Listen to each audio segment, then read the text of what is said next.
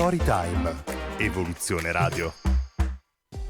Ben ritrovati amici e amiche ascoltatori di Storytime, io sono Alessia dagli studi di Padova e oggi sono nuovamente in compagnia di Giusy la Barbera. Bentornata Giusy. Grazie Alessia e buongiorno a tutti. Buongiorno, come stai intanto? Bene, grazie. Ottimo. Sì, sono contenta di essere qua per questo nuovo incontro, questa mini rubrica. Certo, la nostra quarta chiacchierata, il nostro quarto episodio in cui ci racconterai un po' di diventare genitore del genitore, questo bell'argomento, insomma, cosa vuoi cominciare ad accennarci? Sì, allora vorrei appunto farvi riflettere su quanto è delicato il sentirsi genitore del proprio genitore, cioè tanti figli che vengono da me a chiedere aiuto mi raccontano dell'inversione dei ruoli che si verifica quando appunto i genitori invecchiano e cominciano a diventare fragili.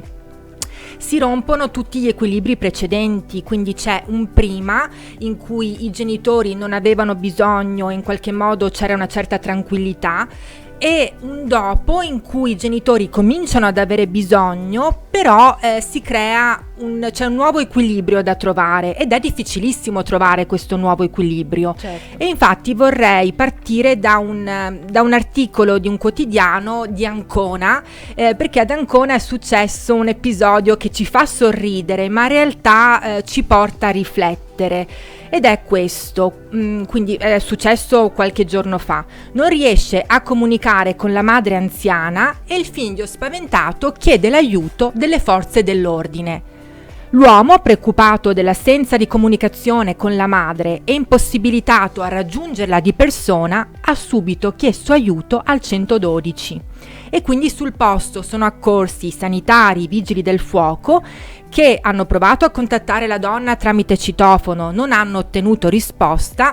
E cosa è successo? Che questa donna è tornata a casa con le buste della spesa, cioè lei era andata a fare la spesa ma aveva lasciato il cellulare a casa. Quindi questa sorta di iperprotezione nei confronti del genitore che ha qualche fragilità e che invecchia è veramente un argomento delicato. Certo. Tant'è che alcuni anziani, diciamo siamo sull'ottantina, 80-85 anni, si lamentano di essere rimproverati da parte dei figli e di dover portare addirittura una catenina, appunto il cellulare al collo, in modo appunto che i figli stiano tranquilli. Questo porta veramente tante difficoltà all'interno della famiglia. Se ci pensi Alessia, Certo. Tu appunto ancora sei molto giovane, però avrai appunto credo i nonni che invecchiano, ma queste questioni poi rompono proprio gli equilibri precedenti. Per cui volevo farvi riflettere sul fatto che appunto mettiamoci nei loro panni, perché invecchiare non vuol dire tornare bambini. Infatti i genitori quando appunto poi faccio il colloquio con il padre o con la madre, dice sono io il padre, sono io la madre, rivendicano proprio in maniera molto forte l'autorità che hanno, perché sì, c'è l'inversione dei ruoli, ma il loro ruolo di genitore va comunque riconosciuto, e si infastidiscono quando si sentono trattati come dei bambini. E infatti se ci pensiamo appunto non è facile dover cioè il figlio che appunto si prende cura del genitore. Per l'anziano non è semplice da accettare tutto questo, e ancora di più è difficile per il figlio, perché non esiste un manuale di istruzioni per capire come relazionarsi con i genitori che invecchiano. Certo. Io ti chiedo un semplice consiglio da psicologa, quale sarebbe per i nostri ascoltatori secondo te efficace? Sì, allora è l'atteggiamento che fa la differenza, quindi cercare di comprendere e cercare di chiedere aiuto, quindi appunto come figli iniziare anche un proprio percorso con un professionista della relazione di aiuto, proprio un percorso di tipo psicologico per capire come relazionarsi con i genitori che invecchiano, perché appunto è un percorso che da figli è un percorso che va fatto.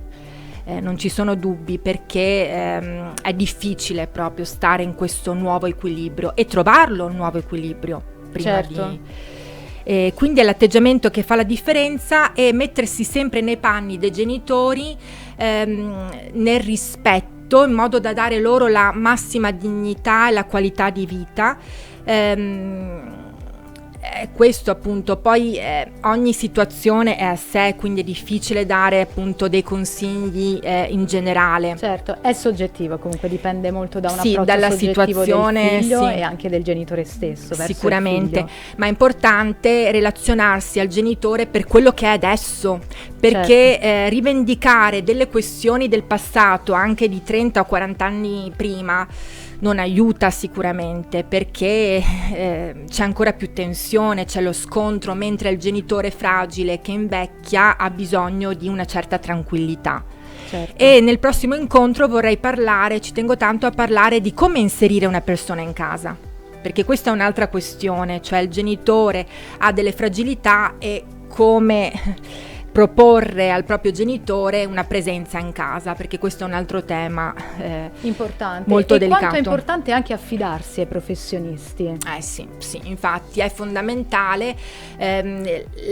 La terza età, la terza e la quarta età, appunto si fa fatica a volte a vedere la figura dello psicologo per questa fase della vita. In realtà Certo. sarà sempre più richiesta, perché se pensiamo che la prospettiva di vita si allunga, e quindi una persona di 80 anni ha ancora alle spalle 20-25 anni, perché ci sono appunto sempre più centenari, quindi è un cambiamento con cui cominciare a fare i conti. Certo, quindi il sì. primo consiglio: rivolgetevi a degli esperti. Sì, infatti. Grazie Giusy. Bene, grazie Una a te, buona Alessia. giornata, ciao. Buona giornata, ciao. Storytime.